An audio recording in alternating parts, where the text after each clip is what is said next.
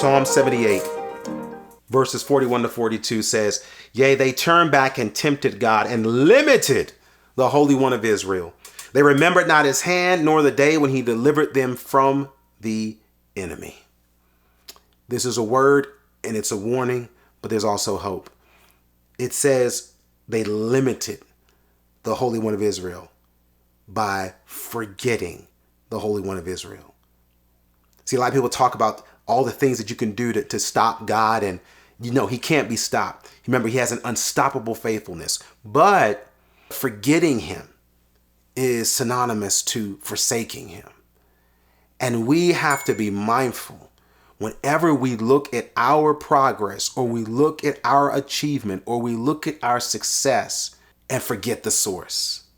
It's what keeps us humble, but it's also what allows us to stay holy.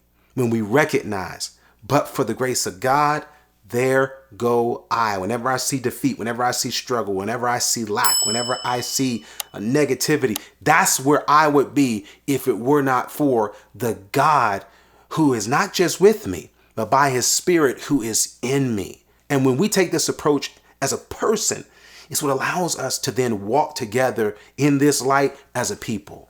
We know it's not because of anything that we can see. There's not the tangibles. It's not the externals, but it is because of God's unstoppable faithfulness that we can be unstoppably fruitful.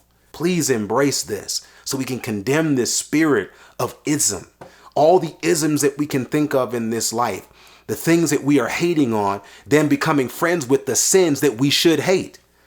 We are ridiculing and mocking people who are trying to call us to righteousness while reveling in and receiving and holding hands with wickedness, apologizing for condemning sin, but not even taking the time to condemn the sin. This is the place where we are, and we wonder why are we driving off the cliffs that we're driving on? Because we're drunk at the wheel.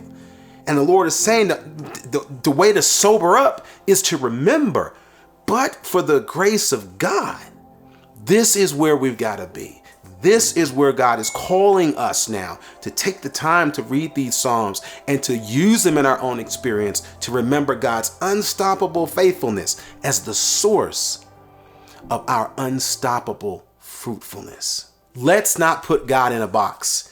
Let's let God be God by remembering his goodness. To remember, bank on God, because all of the increase and all the extra and all the blessing comes from him.